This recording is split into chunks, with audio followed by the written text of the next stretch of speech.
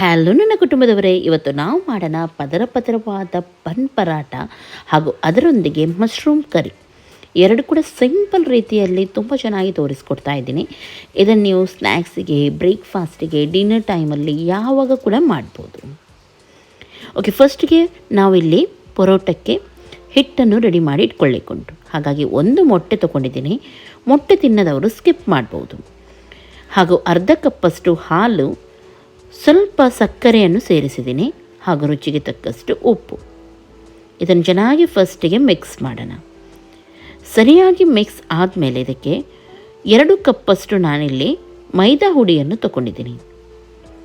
ನೀವು ಬೇಕಿದ್ದರೆ ಗೋಧಿ ಹುಡಿ ಕೂಡ ಹಾಕ್ಬೋದು, ಆದರೆ ಅದು ಸಾಫ್ಟಾಗಿ ಹಾಗೂ ನಿಮಗೆ ಮಾಡಲಿಕ್ಕೆ ಸ್ವಲ್ಪ ಕಷ್ಟ ಆಗುತ್ತೆ ಗೋಧಿ ಹುಡಿಯಲ್ಲಿ.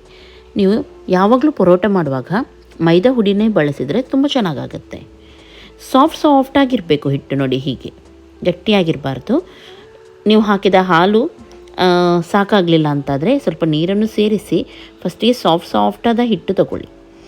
ಆಮೇಲೆ ಇದನ್ನು ಸ್ವಲ್ಪ ಒಂದು ಚಮಚದಷ್ಟು ಒಣ ಹಿಟ್ಟು ಹಾಕಿ ಚೆನ್ನಾಗಿ ಇದನ್ನು ನೋಡಿ ಈ ರೀತಿ ಅದ್ಮಿ ನಾವು ಇದನ್ನು ಹೀಗೆ ಹಿಟ್ಟನ್ನು ರೆಡಿ ಮಾಡ್ಕೊಳ್ಬೇಕು. ನೋಡಿ, ಈ ರೀತಿ ಎಳೆದು ಇವಾಗ ಹಿಟ್ಟು ರೆಡಿಯಾಗಿದೆ. ಸ್ವಲ್ಪ ಅಂಟು ರೀತಿ ಇರಬೇಕು, ಹಿಟ್ಟು ಸಾಫ್ಟ್ ಇರಬೇಕು, ಗಟ್ಟಿಯಾಗಿ ಇರಬಾರ್ದು.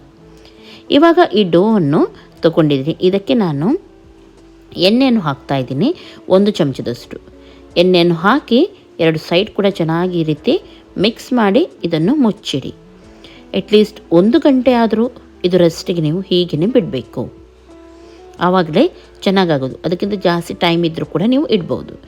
ಬೆಳಗ್ಗೆ ಮಾಡಿ ಇಟ್ಟು ಸಂಜೆಗೆ ನೀವು ರೆಡಿ ಮಾಡ್ಬೋದು. ಆವಾಗ ತುಂಬ ಚೆನ್ನಾಗಿ ಬರುತ್ತೆ. ಓಕೆ, ಸ್ವಲ್ಪ ಹೊತ್ತು ಬಿಟ್ಟು ನಾನಿಲ್ಲಿ ಮಶ್ರೂಮಿಗೆ ರೆಡಿ ಮಾಡ್ತಾಯಿದ್ದೀನಿ. ಇಲ್ಲಿ ನಾನು ಆಯಿಸ್ಟರ್, ಸ್ವಲ್ಪ ಡಿಫ್ರೆಂಟ್ ರೀತಿಯ ಮಶ್ರೂಮ್ ತೊಗೊಂಡಿದ್ದೀನಿ. ನೀವು ನಾರ್ಮಲಾಗಿ ನಿಮ್ಮ ಸೈಡ್ ಯಾವ್ದು ಸಿಗುತ್ತೆ ಅದನ್ನು ನೀವು ತೊಗೊಂಡ್ರೆ ಆಯಿತು. ಫಸ್ಟಿಗೆ ಚೆನ್ನಾಗಿ ಇದನ್ನು ಕ್ಲೀನ್ ಮಾಡಿ ತೆಗೆಯೋಣ.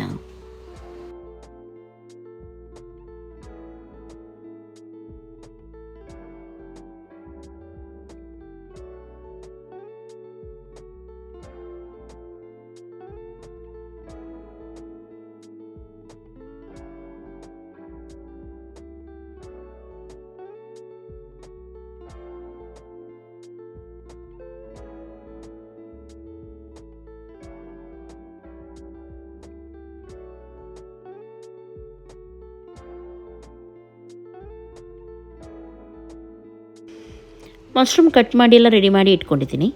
ಇವಾಗ ಎಣ್ಣೆಯನ್ನು ಹಾಕೋಣ. 1/4 ಕಪ್ಪಷ್ಟು ಎಣ್ಣೆಯನ್ನು ಹಾಕಿದ್ದೀನಿ. 2 ನೀರುಳ್ಳಿಯನ್ನು ಸಣ್ಣದಾಗಿ ಹೆಚ್ಚಿ ಹಾಕ್ತಾಯಿದ್ದೀನಿ. ದೊಡ್ಡ ನೀರುಳ್ಳಿ ಹಾಕಿದ್ದೀನಿ.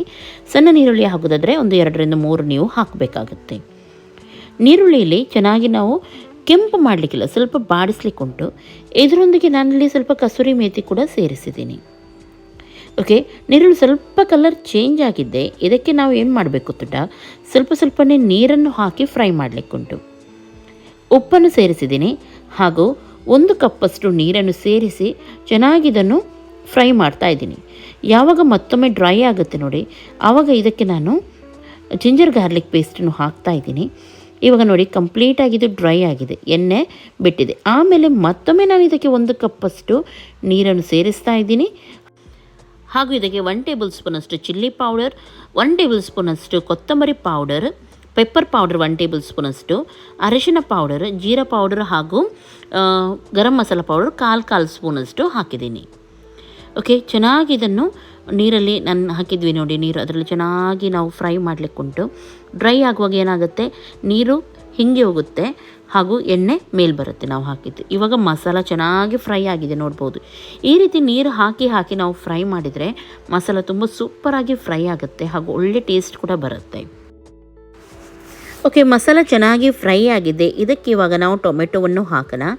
ಇಲ್ಲಿ 3 ಟೊಮೆಟೊವನ್ನು ನಾನು ಹಾಕಿದ್ದೀನಿ. ನೀವು ಬೇಕಿದ್ದರೆ ಕಮ್ಮಿ ಕೂಡ ಹಾಕ್ಬೋದು. ಓಕೆ, ಇವಾಗ ಚೆನ್ನಾಗಿ ಇದನ್ನು ಮಿಕ್ಸ್ ಮಾಡಿ ಮತ್ತೊಮ್ಮೆ ನೀರನ್ನು ಸೇರಿಸ್ತಾ ಇದ್ದೀನಿ. ಯಾಕೆಂದರೆ ಟೊಮೆಟೊ ಇದರಲ್ಲಿ ಸಾಫ್ಟ್ ಆಗಬೇಕು, ತುಂಬ ಚೆನ್ನಾಗಿ ಆಗಬೇಕು. ಹಾಗಾಗಿ ಇದನ್ನು ನೋಡಿ ಮಿಕ್ಸ್ ಮಾಡಿ ಇವಾಗ ಒಳ್ಳೆ ರೀತಿ ಟೊಮೆಟೊ ಸಾಫ್ಟ್ ಆಗಲಿಕ್ಕೆ ಬಿಟ್ಟಿದ್ದೀನಿ. ಮಸಾಲ ನೋಡ್ಬೋದು ನೀವು ಇವಾಗ ಯಾವ ರೀತಿ ಕಾಣ್ತಾ ಉಂಟು. ಈ ಟೈಮಲ್ಲಿ ನಾನು ಇದಕ್ಕೆ ಮಶ್ರೂಮನ್ನು ಸೇರಿಸ್ತಾ ಇದ್ದೀನಿ. ಹಾಗೂ ರುಚಿಗೆ ತಕ್ಕಷ್ಟು ಉಪ್ಪನ್ನು ಕೂಡ ಹಾಕ್ತಾ ಇದ್ದೀನಿ. ಚೆನ್ನಾಗಿ ಇದನ್ನು ಮಿಕ್ಸ್ ಮಾಡೋಣ. ಮಶ್ರೂಮಿಗೆ ನೀರೆಲ್ಲ ಏನು ಸೇರಿಸ್ಬೇಕಂತ ಇಲ್ಲ, ನಾವು ತಾನಾಗೇ ಮಶ್ರೂಮಲ್ಲಿ ತುಂಬ ನೀರಿರುತ್ತೆ. ಹಾಗಾಗಿ ಮಶ್ರೂಮ್ ಮಾಡುವಾಗ ಯಾವಾಗಲೂ ಎಕ್ಸ್ಟ್ರಾ ನೀರು ಹಾಕಿ ಬೇಯಿಸಲಿಕ್ಕೆ ಇಲ್ಲ. ಓಕೆ, ಚೆನ್ನಾಗಿ ಮಿಕ್ಸ್ ಮಾಡಿ ನೋಡಿ. ಇವಾಗ ಬೇಯ್ತಾ ಬಂತು, ನೀರು ಬಿಡ್ತಾ ಬಂತು, ಎಷ್ಟು ಕಮ್ಮಿ ಆಗ್ತಾ ಬಂತು ನೋಡ್ಬೋದು ಮಶ್ರೂಮು. ಇಲ್ಲಿ ನಾನಿವಾಗ ಡಿಸಾನೋ ಕೊಕೊನಟ್ ಮಿಲ್ಕ್ ಯೂಸ್ ಮಾಡ್ತಾ ಇದ್ದೀನಿ. ತುಂಬ ಚೆನ್ನಾಗಿದೆ ಇದು, ಯಾಕೆಂದರೆ ನಾವು ಮನೆಯಲ್ಲಿ ಯಾವ ರೀತಿ ತೆಂಗಿನ ಹಾಲು ತೆಗಿತೀವಿ ನೋಡಿ, ಅದೇ ರೀತಿ ಟೇಸ್ಟ್ ಇರುತ್ತೆ. ಯಾವುದೇ ರೀತಿಯಲ್ಲಿ ಚೇಂಜ್ ಆಗಲ್ಲ. ಗ್ರೇವಿ ಇದರಲ್ಲೆಲ್ಲ ಮಾಡಿ ತುಂಬ ಚೆನ್ನಾಗಿರುತ್ತೆ. ಹಾಗಾಗಿ ನಾನು ಹೆಚ್ಚಾಗಿ ಇದನ್ನೇ ಯೂಸ್ ಮಾಡೋದು. ನಿಮಗೆ ಬೇಕಿದ್ರೆ ಇದರ ಲಿಂಕ್ ನಾನು ಡಿಸ್ಕ್ರಿಪ್ಷನಲ್ಲಿ ಹಾಕಿರ್ತೀನಿ. ಇವಾಗ ಇದನ್ನು ಇದರ ಮೇಲೆ ಈ ರೀತಿ ಹಾಕೋಣ. ಹಾಗೂ ಚೆನ್ನಾಗಿ ಮಿಕ್ಸ್ ಮಾಡಿ. ನಿಮಗೆ ಬೇಕಿದ್ರೆ ನೀವು ಕೊಕೊನಟ್ ಮಿಲ್ಕ್ ಹಾಕ್ಬೋದು, ಅಥವಾ ನಿಮಗೆ ಬೇಡ ಅಂತ ಎನಿಸಿದರೆ ನೀವು ಅದೇ ರೀತಿ ಮಾಡ್ಬೋದು. ಮೊದಲು ಮಸಾಲ ಇತ್ತು ನೋಡಿ, ಅದೇ ರೀತಿ. ಇವಾಗ ಮಶ್ರೂಮ್ ಕೂಡ ಬೆಂದಿದೆ, ಚೆನ್ನಾಗಿ ಕುದಿ ಬರ್ತಾ ಉಂಟು. ಈ ಟೈಮಲ್ಲಿ ಕೊತ್ತಂಬರಿ ಸೊಪ್ಪು ಹಾಗೂ ಹಸಿಮೆಣಸಿನಕಾಯಿಯನ್ನು ಹಾಕಿ ಒಂದು ಸಣ್ಣ ಕುದಿ ಬಂದಿದೆ, ಗ್ಯಾಸನ್ನು ನಾನು ಆಫ್ ಮಾಡ್ತಾ ಇದ್ದೀನಿ. ತುಂಬ ಸೂಪರ್ ಆಗುತ್ತೆ ಈ ಗ್ರೇವಿ. ನೀವು ಒಮ್ಮೆ ಟ್ರೈ ಮಾಡಿ ನೋಡಿ ಅಷ್ಟೇ. ಓಕೆ, ಇವಾಗೊಂದು 2-3 ಗಂಟೆ ನಾನು ಹಾಗೆಯೇ ಬಿಟ್ಟಿದ್ದೆ ಇದನ್ನು ಚೆನ್ನಾಗಿ ಸಾಫ್ಟ್ ಆಗಲಿಕ್ಕೆ. ಹಿಟ್ಟು ಒಳ್ಳೆ ರೀತಿ ಬಂದಿದೆ. ಇವಾಗ ಇದರ ಉಂಡೆಯನ್ನು ತೆಗೆದು ನಾವು ಪರೋಟ ಮಾಡಲಿಕ್ಕೆ ರೆಡಿ ಮಾಡೋಣ.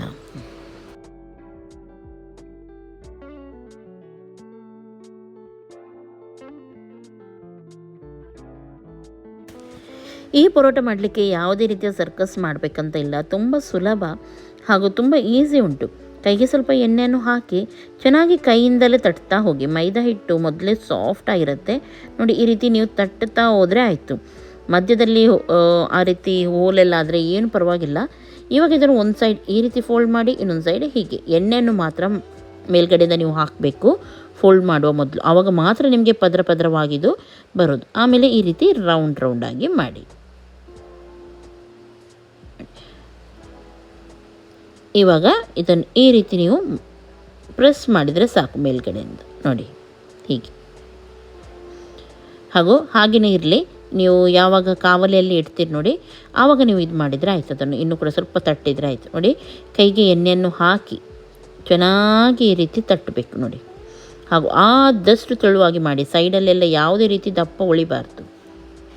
2 ಸೈಡ್ ಫೋಲ್ಡ್ ಮಾಡಿ ಆದಮೇಲೆ ನೋಡಿ, ಮೇಲ್ಗಡೆಯಿಂದ ನಾನು ಈ ರೀತಿ ಎಣ್ಣೆಯನ್ನು ಹಾಕ್ತೀನಿ, ಆವಾಗ ಮಾತ್ರ ಅದು ಪದರವಾಗಿ ಬರೋದು. ಆಮೇಲೆ ಈ ರೀತಿ ರೌಂಡಾಗಿ ನೀವು ಫೋಲ್ಡ್ ಮಾಡಿ ಇದನ್ನು, ಗೊತ್ತಾಯ್ತಲ್ಲ.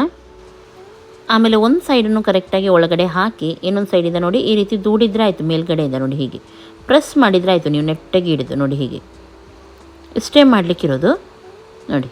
ಈ ರೀತಿ ಮಾಡಿದರೆ ಆಯಿತು. ನೀವು ಇವಾಗ ಕಾವಲಿಗೆ ಎಣ್ಣೆಯನ್ನು ಹಾಕಿ, ಸ್ವಲ್ಪ ಎಣ್ಣೆಯಲ್ಲಿ ಜಾಸ್ತಿ, ಹಾಗಾಗಿ 2 ಟೇಬಲ್ ಸ್ಪೂನಷ್ಟು ನಾನಿಲ್ಲಿ ಆಯಿಲನ್ನು ಸೇರಿಸಿದ್ದೀನಿ. ಯಾಕೆಂದರೆ ಇದು ದಪ್ಪ ಇದೆ ಅಲ್ವಾ, ಒಳಗಡೆಯಿಂದ ಕೂಡ ಬೇಯಬೇಕಲ್ವ ನೋಡಿ. ಕಾವಲಿಗೆ ಹಾಕುವ ಟೈಮಲ್ಲಿ ನೀವು ಇದನ್ನು ಈ ರೀತಿ ಪ್ರೆಸ್ ಮಾಡಿದರೆ ಆಯಿತು ಅಷ್ಟೇ ನೋಡಿ. ಹೀಗೆ ಈ ರೀತಿ ಪ್ರೆಸ್ ಮಾಡಿ ಕಾವಲಿಗೆ ಹಾಕುವಾಗ. ಒಂದು ಸೈಡ್ ಫ್ರೈ ಮಾಡಿದೆ, ಇನ್ನೊಂದು ಸೈಡ್ ಟರ್ನ್ ಮಾಡಿ ಹಾಕಿ. ಗ್ಯಾಸನ್ನು ಮೀಡಿಯಮ್ ಅಥವಾ ಲೋ ಫ್ಲೇಮಲ್ಲೇ ಇಟ್ಟು ನೀವು ಇದನ್ನು ಫ್ರೈ ಮಾಡಬೇಕು ನೋಡಿ, ಹೀಗೆ. ಹಾಗೂ ಸೈಡಿಂದ ಸ್ವಲ್ಪ ಫ್ರೈ ಮಾಡಿ, ಯಾಕೆಂದರೆ ಸ್ವಲ್ಪ ದಪ್ಪ ಇರುತ್ತಲ್ವ, ಹಾಗಾಗಿ. ಇದೇ ರೀತಿ ಎಲ್ಲವನ್ನು ನಾವು ಫ್ರೈ ಮಾಡಿ ತೆಗೆಯೋಣ. ಇವಾಗ ಬಿಸಿ ಇರುವಾಗನೇ ಇದನ್ನು ಈ ರೀತಿ ನೀವು ಹೊಡೆದ್ರೆ ಆಯಿತು ನೋಡಿ. ಒಳಗಡೆ ಪದರವಾಗಿ ಯಾವ ರೀತಿ ಇದು ಬಂದಿದೆ ನೀವು ನೋಡ್ಬೋದು. ತುಂಬ ಸಾಫ್ಟಾಗಿ ಟೇಸ್ಟಿಯಾಗಿ ಚೆನ್ನಾಗಿರುತ್ತೆ ಇದು ನೋಡಿ. ಎಷ್ಟು ಚೆನ್ನಾಗಿ ಬಂದಿದೆ ಇದು, ನೋಡ್ತಾ ಇದ್ದೀರಲ್ವಾ. ತುಂಬ ಸಾಫ್ಟ್ ಇದೆ, ನಿಮಗೆ ನೋಡುವಾಗಲೇ ಗೊತ್ತಾಗುತ್ತೆ. ನಾನು ಹೇಳಬೇಕಂತಿಲ್ಲ, ಅಷ್ಟು ಚೆನ್ನಾಗಿರುತ್ತೆ ಇದು ನೋಡಿ. ನಾನಿವತ್ತು ಮಾಡಿದ ಗ್ರೇವಿಯೊಂದಿಗೆ ಇದನ್ನು ನೀವು ಟೇಸ್ಟ್ ಮಾಡಿ ನೋಡಿ. ಖಂಡಿತವಾಗ್ಲೂ ಮನೆಯಲ್ಲಿ ಎಲ್ಲರೂ ಕೂಡ ಇಷ್ಟಪಡ್ತಾರೆ. ಎಷ್ಟು ಸಾಫ್ಟ್ ಇದೆ, ಎಷ್ಟೊಂದು ಪದರವಾಗಿ ಬಂದಿದೆ, ಹಾಗೂ ತುಂಬ ಸಿಂಪಲ್ ಅಲ್ವಾ ಮಾಡಲಿಕ್ಕೆ. ಖಂಡಿತ ನೀವು ಟ್ರೈ ಮಾಡಿ. ಇವತ್ತಿನ ಈ ರೆಸಿಪಿ ಇಷ್ಟ ಆಯಿತು ಅಂತಾದರೆ ಲೈಕ್ ಮಾಡಿ, ಶೇರ್ ಮಾಡಿ. ಎಲ್ಲರಿಗೂ ಟೇಕ್ ಕೇರ್, ಬಾಯ್.